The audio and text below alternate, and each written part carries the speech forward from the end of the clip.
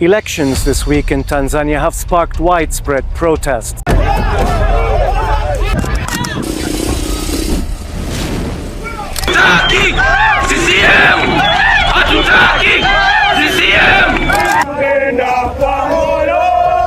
The election day descended into chaos in Tanzania as hundreds took to the streets protesting the exclusion. Right now, as you're watching this video, one of Africa's most peaceful countries is burning. And the worst part? Most of the world has no idea it's even happening. Today, we're pulling back the curtain on what's really going down in Tanzania. And trust me, this story is way more shocking than anything you've seen in the news lately. So here's what went down. On October 29, 2025, Tanzania held what was supposed to be a democratic presidential election. The result? President Samia Suluhu Hassan won with almost 98% of the vote. Now, if that number sounds suspicious to you, you're not alone. To put that in perspective, even the most popular leaders in history rarely crack 80% in a fair election. But 98%? That's the kind of number you see in dictatorships, not democracies. But the election result is just the tip of the iceberg. What happened after is where this story gets really dark. Within days of the election, protests erupted across the country. People took to the streets in major cities like Dar es Salaam, Mwanza, and others. They weren't buying the results. They called the election a sham and demanded a do-over. And here's where things get absolutely horrifying. The main opposition party, called Chadema, claims that around 700 people have been killed in these protests. Let that sink in for a second. 700 human beings. They say about 350 died in Dar es Salaam alone and over 200 in Mwanza. These aren't just numbers on a screen. These are mothers, fathers, sons, daughters, people who just wanted their voices to be heard. Now, the Tanzanian government is pushing back hard on these numbers. Their foreign minister, Mahmoud Thabit Kombo, says they have no official figures on protester deaths, which is a weird way to respond, right? There are reports that hundreds of people have died and have been injured over the last 3 days. Can you categorically say how many have been injured or have lost their lives over the last 3 days, Minister? At the moment, nobody can state how many were injured, how many suffered, or how many properties were burnt. We are continuing to receive also the reports of the vandalized properties, private properties, including several regions of Tanzania. We are collecting that information. Some of the border posts, some of Tanzania Revenue Authority, some of the police posts, some of public properties, public cars, some of TANESCO, which is our electricity supply company, cars were burnt. We are continuing to receive those reports. At the moment, nobody can accumulate all those numbers and say until all the data and figures are in place. The UN is saying 10 people have lost their lives. Chadema says it could be up to 700. Well, at the moment, I'm reading as you are reading, but let's wait for the right authorized information to be out. Not that's false or here are the real numbers, but just we don't have figures. The United Nations jumped in and said they have credible information showing at least 10 people were killed in protests across 3 cities. So even by the most conservative estimate, we're talking about double-digit deaths. But the gap between 10 and 700 is massive. And the truth is probably somewhere in between, though we may never know the real number. So how did Tanzania, a country known for being relatively stable and peaceful in East Africa, end up in this situation? To understand that, we need to rewind a bit. Tanzania has been through some interesting political changes in recent years. President Samia Suluhu Hassan wasn't always the president. She became president in 2021 after the previous president, John Magufuli, died unexpectedly. When she first took office, a lot of people were hopeful. She seemed more moderate than Magufuli, who is known for being pretty authoritarian. She made some moves that suggested she might open things up, maybe make the country a bit more democratic.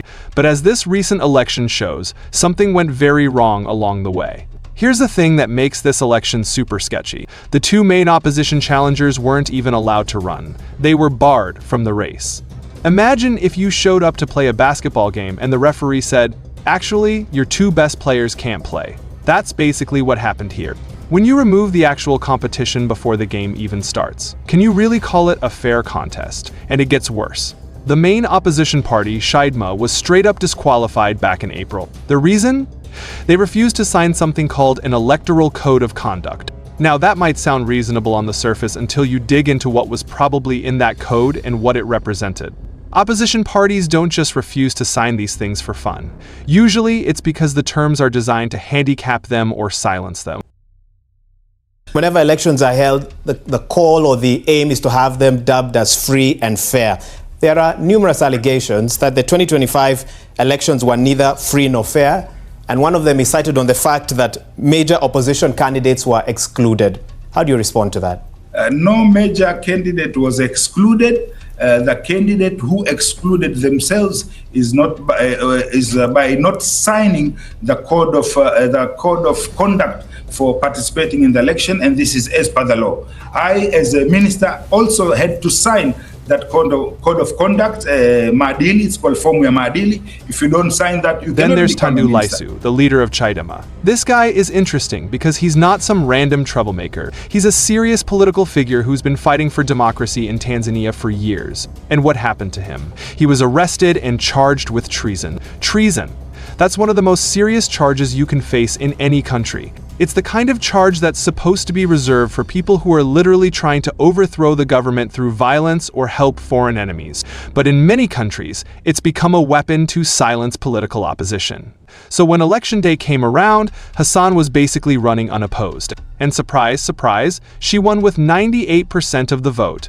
It's almost insulting how obvious it is. But here's what really tells you everything you need to know about what's happening in Tanzania right now. The country is under a communications blackout. The internet keeps going on and off. Foreign journalists have been largely banned from covering the elections. Think about that. If you've got nothing to hide, why would you cut off the internet? Why would you keep foreign journalists out? It's like someone saying, "Trust me, everything's fine," while they're boarding up all the windows and locking all the doors. This communications blackout isn't just inconvenient, it's dangerous. When people can't communicate with the outside world, when journalists can't report what they're seeing, terrible things can happen and nobody knows about it until it's too late. It's a classic move from the authoritarian playbook. Cut off information, control the narrative, and by the time the truth comes out, it's old news and people have moved on. And speaking of the outside world, let's talk about the international response, or rather, the lack of it. Where is everybody? Where are the major world powers? Where are the international organizations that are supposed to care about democracy and human rights? The response has been pretty quiet compared to other global crises. Sure, the UN made a statement about the deaths, but statements don't stop bullets. Statements don't bring back the dead. Part of the problem is that Tanzania isn't a major player on the world stage in terms of oil or strategic importance. It's not Ukraine. It's not the Middle East. So the harsh reality is that many powerful countries just don't care as much. There's no economic incentive to get involved, no strategic reason to apply pressure. And that's a really dark reality of international politics. Some lives matter more than others depending on geography and resources. But let's bring this back to the people of Tanzania because they're the ones living through this nightmare. Imagine waking up one day and your country, which has been relatively peaceful your whole life, suddenly erupts in violence. Imagine trying to check your phone to see what's happening and the internet is down. Imagine hearing gunshots in the distance and not knowing if your family members who went to protest are coming home. The people protesting aren't doing it for fun. They're not out there because they're bored. They're risking their lives because they believe their voices should matter. They believe that an election should be fair. They believe that when 98% of people supposedly vote for one candidate, something is seriously wrong, and they're willing to face down security forces to make that point. Now, some people might say, well, protests can get violent, maybe the security forces had no choice. And sure, protests can get out of hand. But when you're looking at potentially hundreds of deaths, that's not crowd control gone wrong. That's something else entirely. That's a systematic crackdown. That's a government deciding that holding on to power is more important than the lives of its citizens. And here's something that doesn't get talked about enough. When you crush democracy like this, when you rig elections and kill protesters, you're not just affecting today. You're affecting the next generation. Kids who are watching this happen right now are learning that their voices don't matter. They're learning that power comes from violence, not from votes. They're learning that democracy is a joke, and that creates a cycle that's incredibly hard to break. Tanzania was supposed to be different. It was supposed to be one of the success stories in East Africa, stable, growing, moving in the right direction. But this election and its aftermath show how fragile democracy really is. It shows how quickly things can fall apart when leaders decide they care more about power than people. President Hassan was sworn in for her second term on November 3rd, just days after the election. The ceremony probably looked official and legitimate on TV. There were probably speeches about unity and moving forward. But outside those official halls, the country is anything but unified. People are mourning their dead. Families are searching for missing loved ones, and everyone knows that this isn't what democracy looks like. The big question now is what happens next. Can Tanzania come back from this? Can trust be restored? Can democracy be salvaged? Honestly, it's hard to say. Once you cross certain lines, once you kill your own citizens for demanding fair elections, it's really hard to walk that back. The government would need to admit what happened, hold people accountable, and commit to real reforms. But governments that rig elections and crack down on protests don't usually do those things. More likely, we'll see continued repression. The government will try to maintain control through fear. Opposition leaders will stay in jail or in exile. The internet will remain unreliable. And slowly, people will get tired. They'll get scared. They'll go back to their lives because they have to survive. And the government will claim that things are back to normal, that the crisis is over. But here's the thing about crushing people like this. The anger doesn't go away. It just goes underground. It festers. And eventually, it comes back out. Maybe not tomorrow, maybe not next year, but history shows us that you can't hold people down forever. At some point, the pressure becomes too much. What's happening in Tanzania matters. It matters because human lives matter. It matters because democracy matters. It matters because when we ignore situations like this, we're telling authoritarian leaders everywhere that they can get away with it. We're saying that as long as you control the narrative and cut off communications, you can do whatever you want to your own people. So what can we do? First, we can pay attention. We can share information. We can make sure that Tanzania doesn't just disappear from the news cycle. We can pressure our own governments to actually do something, to apply diplomatic pressure, to make it clear that rigging elections and killing protesters has consequences. We can support Tanzanian journalists and activists who are risking everything to get the truth out. This isn't just Tanzania's problem. This is a human problem. When democracy dies anywhere, it threatens democracy everywhere. When leaders realize they can fake elections and kill protesters without real consequences, other leaders take notes. They think, hey, I can do that too. And before you know it, we're living in a world where fewer and fewer people have a real say in how they're governed. The people of Tanzania deserve better. They deserve free and fair elections. They deserve leaders who respect them. They deserve to live without fear of being killed for speaking up. And they deserve for the world to actually care about what's happening to them. So now you know what they're not showing you on the news. Now you know what's really happening in Tanzania. The question is, what are you going to do with that information?